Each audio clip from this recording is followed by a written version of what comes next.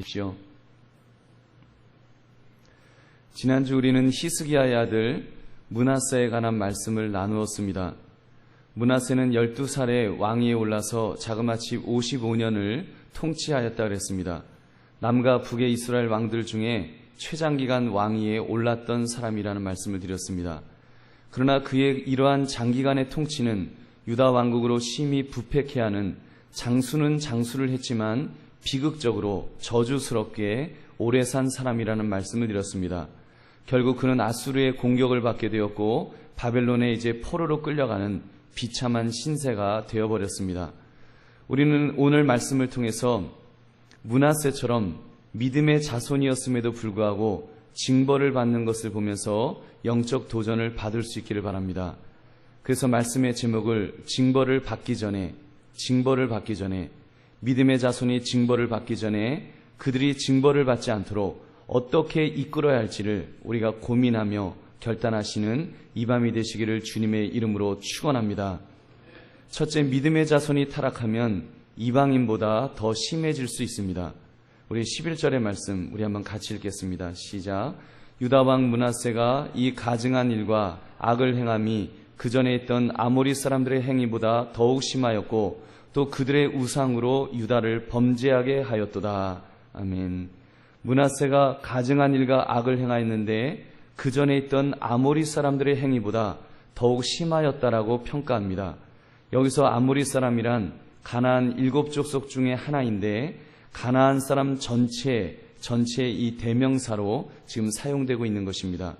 한마디로 믿음의 자손이 타락하니까 이방인보다 더 심해졌다라는 말입니다. 여러분, 이것은 어쩌면 당연한 결과입니다. 사실 우리가 보통 볼 때 불신자라고 해서 모두 악하게 사는 것은 아닙니다. 예를 들면 산적들이 사는 마을을 한번 보십시오. 직접 다른 사람을 때리고 물건을 빼앗는 산적들은 악하겠지만 산적 마을에서 부인으로 사는 사람 또는 거기서 자라는 어린 아이들, 그런 사람들은 악하지 않습니다. 아마도 산적 마을에도 윤리도 있고 법칙도 있을 것입니다. 남의 것을 훔치지 않는다거나 함부로 자기들끼리 폭력을 휘두르지 않는다거나 남의 아내를 탐내지 않는다거나 이런 나름대로의 법이 있을 것입니다. 그런 것을 잘 지키면서 사는 사람은 그 마을 안에서 선량한 사람이라 말할 수 있을 것입니다. 그런데 반대로 믿음의 자손을 한번 생각해 보십시오. 만약 그 믿음의 자손이 믿음을 포기할 때는 이미 독소를 마음에 품고 있는 것입니다. 내가 하나님을 버렸다, 내가 하나님을 떠났다고 하는 이 영적인 이 괴로움이 있기 때문에 죄의식이 있습니다.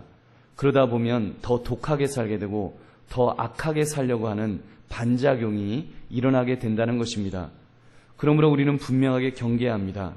내 자녀가, 우리 주일학교 아이들이 믿음을 포기하지 않도록 이렇게 경계할 수 있어야 될 줄로 믿습니다. 여러분, 그들이 단순히 신앙생활을 안 하는 것으로 끝나는 것이 아니라 그 이상의 부작용이 있다는 것을 우리 명심해야 됩니다. 그래서 그들을 끝까지 붙드시는 저와 여러분이 되셔야 할 줄로 믿습니다. 여러분, 요한복음 10장 28절 29절 보면 하나님은 그 아이들을 포기하지 않으신다고 말씀하십니다. 요한복음 10장 28절 29절 우리 한번 같이 읽어보겠습니다. 시작. 내가 그들에게 영생을 주노니 영원히 멸망하지 아니할 것이요 또 그들을 내 손에서 빼앗을 자가 없느니라. 그들을 주신 내 아버지는 만물보다 크심에 아무도 아버지 손에서 빼앗을 수 없느니라. 아멘. 여러분, 이 말씀을 꼭 붙드시고 정말 우리 주일학교 아이들, 우리의 믿음의 자녀들, 그들을 포기하지 마시고 정말 특별히 이번 여름 성경학교를 앞에 두고 그들을 끝까지 붙들 수 있는 우리 모두가 되시기를 주님의 이름으로 축원합니다. 둘째, 믿음의 자손의 범죄에는 실상 그 뿌리가 깊다는 것을 알아야 합니다. 믿음의 자손의 범죄에는 뿌리가 있습니다. 우리 15절 말씀 우리 한번 같이 읽겠습니다. 시작. 이는 애굽에서 나온 그의 조상 때부터 오늘까지 내가 보기에 악을 행하여 나의 진노를 일으켰음이니라 하셨더라. 아멘. 지금 하나님께서 죄를 지적하시는데 몇백 년 전에 있었던 출애굽 때부터 너희가 죄가 있다, 출애굽 때부터 있던 죄를 가지고 있다. 하나님께서 이렇게 말씀하십니다. 에스겔서 20장 6절부터 8절에서도 이렇게 말씀하셨습니다. 그날에 내가 내 손을 들어 그들에게 맹세하기를 애굽 땅에서 인도하여 내어 그들을 위하여 찾아두었던 땅 곧 젖과 꿀이 흐르는 땅이요 모든 땅 중에 아름다운 곳에 이르게 하리라 하고 또 그들에게 이르기를 너희는 눈을 끄는 바 가증한 것을 각기 버리고 애굽의 우상들로 말미암아 스스로 더럽히지 말라. 나는 여호와 너희 하나님이니라 하였으나 그들이 내게 반역하여 내 말을 즐겨 듣지 아니하고 그들의 눈을 끄는 바 가증한 것을 각기 버리지 아니하며 애굽의 우상들을 떠나지 아니하므로 내가 말하기를 내가 애굽 땅에서 그들에게 나의 분노를 쏟으며 그들에게 진노를 이루리라 하였노라. 여러분, 한마디로 이스라엘 백성들은 출애굽 때부터 제대로 우상을 버리지 못하고 그 죄악을 계속해서 질질 끌면서 가지고 왔다는 것입니다. 여러분, 우리가 잘 아는 금송아지 사건 잘 아시지 않습니까? 모세가 시내산에 그 십계명을 받으러 올라갈 때 이 형이었던 아론 제사장이 금송아지를 만들어서 우상을 섬기려 했습니다. 순간순간 그들이 얼마나 많은 그 죄악을 저지르고 했는지 우리가 성경을 통해서 잘 알고 있습니다. 조상적 죄악이 철저하게 어떤 면에서는 어김없이 그 후손들에게 전수되는 것을 우리는 보게 됩니다. 사랑하는 성님들, 우리의 자녀들도 그 뿌리가, 우리의 자녀들의 죄악도 그 뿌리가 깊다는 것을 우리는 분명히 알아야 합니다. 우리는 청소년을 둔 자녀들이 탈선을 하면 10명이면 9명의 부모님들이 이렇게 반응을 합니다. 내 자녀는 착한데, 내 아이는 너무너무 착한데 나쁜 친구 사귀어서 이렇게 애 버렸다고 그렇게 말씀하십니다. 꼭 친구 탓으로 돌린다는 점입니다. 그러나 그 나쁜 친구 부모님은 또 뭐라고 말씀하실까요?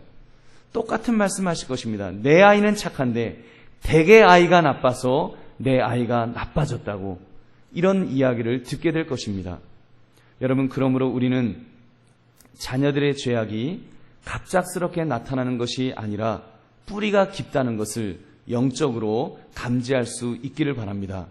특별히 두 가지 면을 우리 절대로 간과해서는 안 될 것입니다. 첫째는 부모가 가지고 있는 죄악이 자녀에게 전수될 수 있음을 우리는 경계해야 합니다. 여러분, 믿음의 부모라고 해서 아무 죄도 없는 성결한 사람, 거룩한 사람은 없습니다. 나름대로 죄악된 모습을 많이 가지고 있습니다. 참 안타까운 것은 이렇게 선생님은 자격증이 있습니다. 심지어 운전하는 것에도 이렇게 자격증이 있습니다. 그래서 일정 수준까지 자격을 검증받지 못하면 그 일을 맡기지 않습니다. 그런데 세상에서 가장 중요한 부모 노릇하는 일에는 자격증이 없습니다. 그죠? 자격증이 없어요. 그래서 우리가 흔히 애가 애를 낳는다고 말합니다. 철부지가 애를 낳았다는 말을 하는 것입니다. 여러분, 불완전하고 아직 준비되지 않은 사람이 자녀를 낳는 경우가 얼마나 많이 있습니까? 그러다 보니까 참 허물도 많고 자녀가 절대로 본받아서는 안 되는 부끄러운 모습이 우리 부모님들에게 얼마나 많이 있는지 모릅니다. 저는 제 자신을 봐도 정말 섬뜩할 때가 있습니다. 내 자녀가 저의 어린 시절을 닮을까봐 얼마나 겁이 나는지 모릅니다. 여러분, 혹시 여러분 자녀들 앞에서 화투 치는 분들 안 계시는지요? 여러분, 자녀 앞에서 화투 안 치십니까? 쌍욕을 하는 분은 없으신지요? 욱하고 혈기를 부리진 않습니까? 바람기 있는 모습을 내 자녀에게 혹시 보이지 않았는지요? 여러분, 우리 그런 것들 정말 경계해야 됩니다. 그러므로 부모는 나의 죄악이 내 자녀에게 전수되지 않도록 뿌리 깊은 죄악이 더 뿌리 내리는 일이 없도록 우리 깨어서 경계하시는 저와 여러분 되시기를 주님의 이름으로 축원합니다. 둘째는 이 사회가 가지고 있는 죄악이 자녀에게 전수될 수 있음을 우리는 경계해야 합니다. 이 부분도 참 무섭습니다. 우리 사회는 구조적으로 엄청난 죄악의 요소들을 가지고 있습니다. 요즘 아이들에게 가장 흥미를 끄는 영화라든지 게임이라든지 컴퓨터라든지 소설이라든지 그런 것들 보면 악한 것들이 얼마나 많이 있습니까? 요즘 아이들 정신을 못 차렸던 한때 유행했던 것, 포켓몬인가요? 포켓몬스터? 그런 것 있지 않았습니까? 여러분, 몬스터라고 하는 것은 괴물이란 말입니다. 그런데 그 괴물들을 아주 재미있고 친근감 있는 그런 캐릭터로 만들었습니다. 얼마나 그 괴물이 귀여운지 몰라요. 그래서 괴물은 괴물이지, 괴물인데 예쁜 괴물, 나와 친한 친구 같은 괴물, 그런 것들을 이렇게 보여줍니다. 여러분, 그것이 얼마나 사실은 영적으로 보면은 위험한 것인지요. 여러분, 괴물은 괴물입니다. 왜 괴물이 뭐예요? 아주 괴기한 모습에, 어떤 면에서는 죄악된 그런 악한 모습의 것이 괴물입니다. 근데 아이들이 그 악한 것을 악으로 알지 못하도록, 그래서 점점 죄악에 물들도록 지금 이렇게 이 사회가 또는 문화가 우리 아이들을 이렇게 유혹하는 것들이 얼마나 많은지 모릅니다. 어느 날 몇 주 전에 저희 아이가 수학여행을 가면서 닌텐도 게임팩 R4 그거를 달라는 것입니다. 그 게임팩에는 수백 개의 닌텐도 게임을 불법으로 이렇게 모아놓은 것인데 그것을 팝니다. 몇 년 전인가 참 부끄럽게도 저희 큰아이가 그걸 사와서 이렇게 사왔어요. 그리고는 지가 그래도 양심에 가책이 있었는지 자수를 했습니다. 그래서 저희가 뺏었어요. 뺏어서 압수다. 그리고는 그거를 안 줬는데 왜 그런지 모르겠는데 하여튼 그거를 없애지는 않았어요. 아이들이 그 작은 아이가 알고 있었나 봐요. 수학여행을 가면서 아빠 그거를 R4를 그거를 달라고 그러더라고요. 그래서 야, 이거 뭔 말이냐?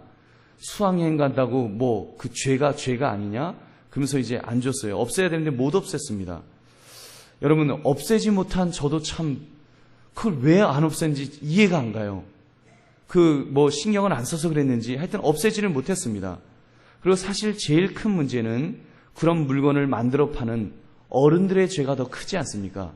그 당시 저희 아이가 모르겠어요. 좀 어리버리한 것 같은데 그런 환경에 노출되어서 그걸 사겠다고 용산 상가까지, 전자상가까지 간 참 그런 모습이 우리에게 있습니다.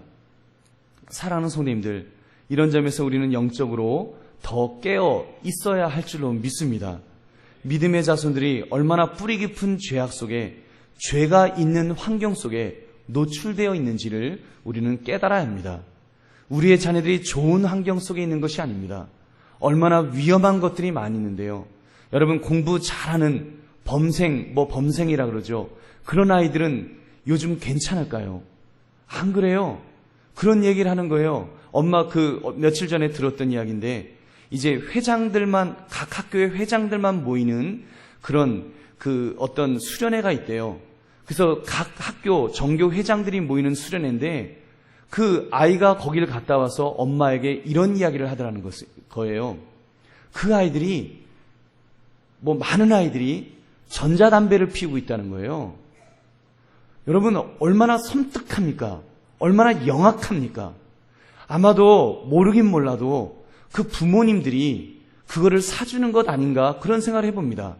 몸에 해가 없지만 그래도 담배를 피우면서 너 공부할 때, 제 생각이 그래요. 공부할 때 스트레스 받으면 그 전자담배 피면서 너 스트레스 해소하라고.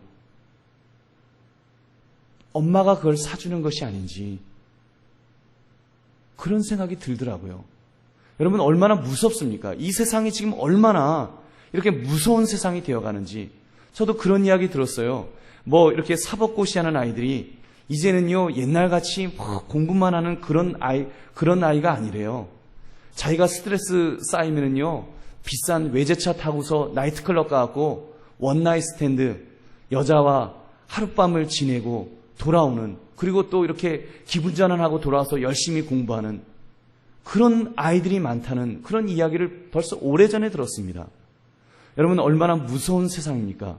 여러분, 이런 세상 속에 우리 아이들이 노출되어 있고 그런 뿌리 깊은 죄악 속에 이 사회가 물들어 있기 때문에 여러분, 그 속에서 우리 자녀들을 키워야 한다고 하는 이 영적 경계심, 이거를 분명히 가지고 살아가시는 저와 여러분 되시기를 주님의 이름으로 축원합니다.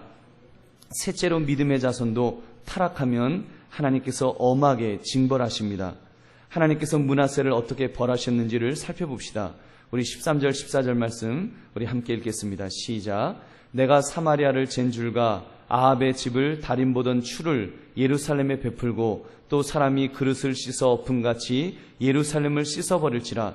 내가 나의 기업에서 남은 자들을 버려 그들의 원수의 손에 넘긴즉 그들이 모든 원수에게 노략거리와 겁탈거리가 되리니. 아멘.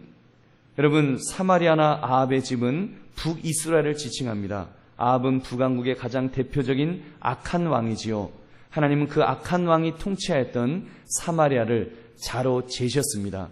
그리고는 잘못됐구나. 그래서 기원전 주전 722년에 멸망을 시키셨습니다. 그 재었던 줄로 이제는 예루살렘을 재셨습니다. 하나님 말씀하시기를 더 나을 것이 없다라고 말씀하였습니다. 그리고 아합을 잰 다림추로 므낫세를 재셨다 그랬습니다. 다림추는 건물의 수직을 재는 도구입니다. 그런데 하나님께서 말씀하십니다. 비뚤어진 부분이 더 많다, 더 악하다라고 평가하십니다. 그리고는 하나님께서 그릇을 씻어 엎은같이 예루살렘을 씻어 버리겠다고 말씀하십니다. 여러분, 밥 먹고 설거지 우리가 합니다. 그 그릇을 씻어서 엎어 놓습니다. 여러분, 누가 설거지를 하면서 이 그릇 닦기가 너무 아깝다. 이게 어떻게 해서 더럽혀진 것인데 이 그릇을 닦을 수 있을까? 아까워하는 사람 아무도 없습니다. 과감하게 그 그릇을 닦아서 엎을 것입니다. 전혀 미련을 두지 않으시겠다는 말씀입니다. 실제로 역대하 33장 1절을 보면 므낫세가 어떤 징계를 받았는지를 기록하고 있습니다. 그는 쇠사슬로 결박되고 갈고리에 꿰어 잡혀가는 비참한 포로 신세가 되었습니다. 고고학적 자료에 의하면 아수르 군인들이 포로로 끌고 갈 때 종종 갈고리를 입술에 꿰고 두 줄의 쇠사슬로 발을 묶어서 끌고 갔다고 합니다. 얼마나 비참한 일입니까? 얼마나 무서운 일입니까? 사랑하는 성도님들, 우리는 이 말씀을 보면서 우리 믿음의 자손을 어떻게 붙들어 줘야 할지를 고민할 수 있기를 바랍니다. 무엇을 어떻게 준비해야 할까요? 여러분, 오늘 므낫세를 보면서 너무 절망적이다, 이런 느낌을 가지지는 않으셨는지요? 그러나 우리가 붙들어야 할 복된 소식이 한 가지 더 있습니다. 역대하 33장 12절을 보면 므낫세 같은 사람도 회개하는 모습을 보게 됩니다. 우리 12절 말씀 우리 한번 같이 읽겠습니다. 시작. 그가 환난을 당하여 그의 하나님 여호와께 간구하고 그의 조상들의 하나님 앞에 크게 겸손하여 기도하였으므로 하나님이 그의 기도를 받으시며 그의 간구를 들으시사 그가 예루살렘에 돌아와서 다시 왕위에 앉게 하시매 므낫세가 그제서야 여호와께서 하나님이신 줄을 알았더라. 아멘. 그가 얼마나 철저하게 회개했는지는 잘 알 수 없습니다. 아무튼 그는 회개했습니다. 그리고 하나님은 다시 그의 왕위를 회복시켜 주신 줄로 믿습니다. 여러분, 한번 따라하시기 바랍니다. 회개 못할 심령은 없다. 회개 못할 사람은 없다. 여러분, 믿으시면 아멘 하시기 바랍니다. 아멘. 여러분, 그렇습니다. 회개 못할 죄인은 없습니다. 이것이 우리에게 복음입니다. 우리의 현실이 참 절망적임에도 불구하고 우리에게 소망이 있습니다. 왜냐하면 그 소망은 바로 예수 그리스도께서 우리에게 와 주셨기 때문인 줄로 믿습니다. 어찌 보면 여러분, 므낫세보다 우리는 훨씬 더 소망적인 사람들입니다. 왜냐하면 예수의 보혈이 지금 당장 나의 죄를 씻어 주시기 때문입니다. 당장 우리 자녀들의 죄를 씻어줄 수 있기 때문입니다. 므낫세와 같은 사람은 그림자를 볼 뿐이었습니다. 실체 되시는 예수님의 은혜를 맛보지 못하였습니다. 단지 예수님을 예표하는 예고편을 보는 정도, 짐승의 피를 보면서 그는 용서를 기대해야 했습니다.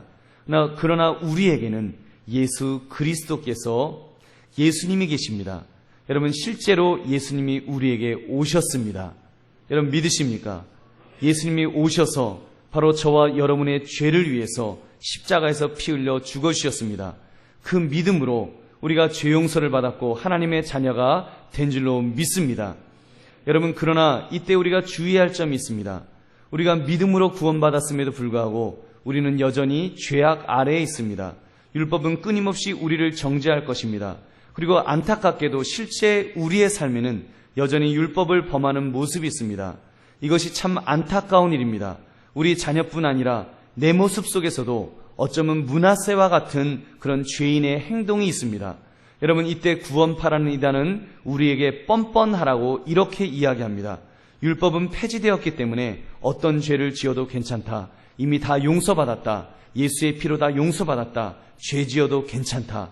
이렇게 말합니다.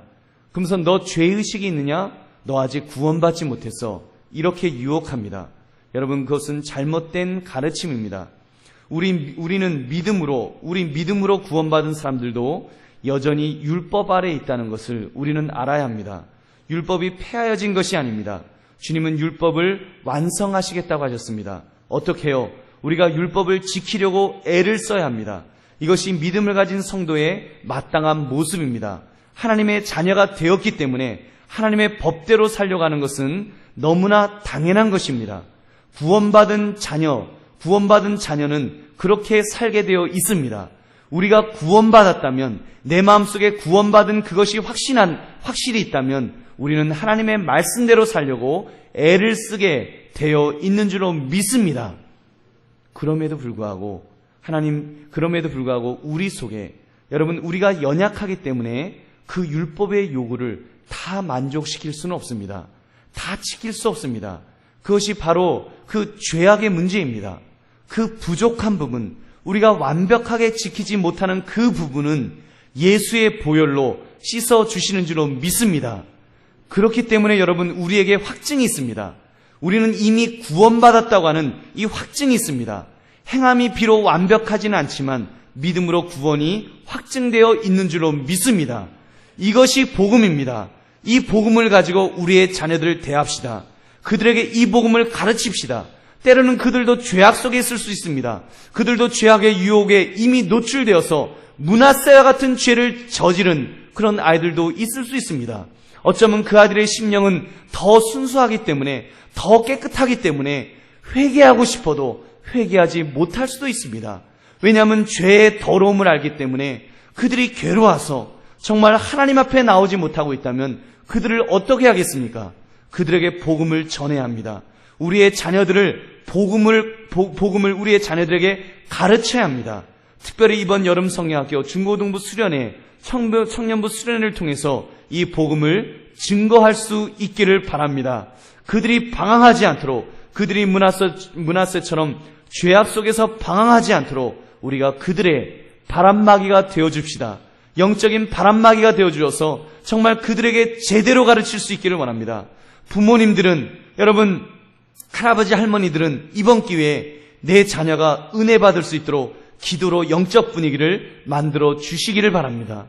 여러분, 그 일을 꼭 하시기 바랍니다. 하나님, 내 자녀가 이번 성경학교를 통해서, 이번 여름 행사를 통해서 저들이 은혜 받게 하옵소서. 우리가 기도할 수 있기를 원합니다. 또 우리 선생님들은 각오를 단단히 하시면서 주여 이번 기회에 아이들이 예수님을 만날 수 있도록, 예수님을 자기의 구원자로 모실 수 있도록 복음을 증거하겠습니다. 정말 그 아이들에게 복음을 증거하겠습니다. 그들이 그 복음 앞에, 그 말씀 앞에 정말 손을 들면서 눈물을 흘리면서 주님, 내가 죄인입니다. 내가 문하세와 같은 자입니다. 그러나 용서하시는 하나님의 은혜 속에 내가 주님 앞에 나옵니다라고 고백할 수 있도록 그 복음을 증거하겠다고 결심하시는 우리 모든 선생님들 되시고 우리 전사님들 되시기를 주님의 이름으로 축원합니다. 또한 우리 모든 성도님들은 기도로서 동역해야 합니다. 중보적 기도를 통해서 아이들이 복음을 받아들이는데 악한 마귀가 그들의 영을 결박하고 있는 악한 마귀를 예수의 이름 권세로 결박시켜 달라고, 물리쳐 달라고 우리가 기도로서 동역해야 할 줄로 믿습니다. 사랑하는 성님들, 이 시대 예수 믿는 가정 안에 제2의 제3의 문하세들이 여러분 지금도 일어날 수 있습니다. 하나님을 어설프게 알고 있다가 영적으로 방황하는 자녀들이 얼마나 많이 있습니까? 그들이 매를 맞기 전에, 징계를 당하기 전에 그들이 주님 앞에 돌아오도록 우리가 도와줍시다. 여러분, 내가 하는 것 아닙니다. 나는 그냥 복음을 증거하는 것입니다. 나는 물을 주는 것입니다. 자라게 하시는 분, 그들의 심령을 움직이게 하시는 분은 우리 성령 하나님이신 줄로 믿습니다. 여러분, 그들을 위해서 기도하고 그들에게 이 복음을 증거하고 그들이 말씀으로 무장될 수 있도록 지도하면서 그들을 붙들어 줍시다. 그들이 흔들리지 않도록 믿음의 문지기가 되겠노라고 우리가 기도하면서 결단하시면 하나님께서 역사하여 주실 줄로 믿습니다.